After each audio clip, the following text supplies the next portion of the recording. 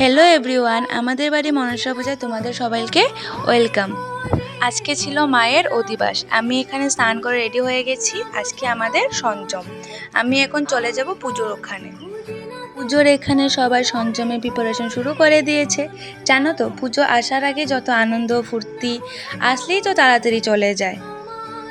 আর এখানে সবাই মিলে রান্নাবান্নার কাজে লেগে গেছে।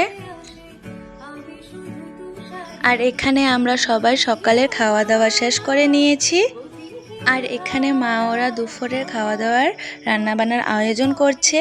আমরা এখন লেগে যাব পুজোর কাজে। এখন ঠাকুর ঘরের প্রতিমার পিছের জায়গাটা ঠিক করে নেব। যেহেতু আমাদের মা স্থাপিত, তার জন্য এতদিন মাকে সরানো যায়নি, আজকেই সরানো হয়েছে।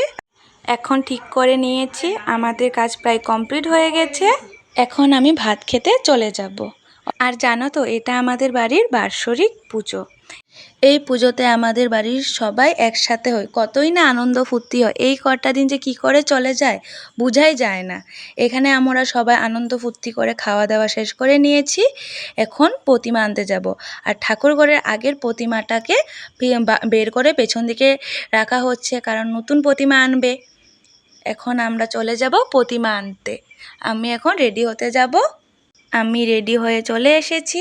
বাকি ভিডিওগুলো তোমাদের সাথে অন্য একটি ভিডিওতে শেয়ার করব।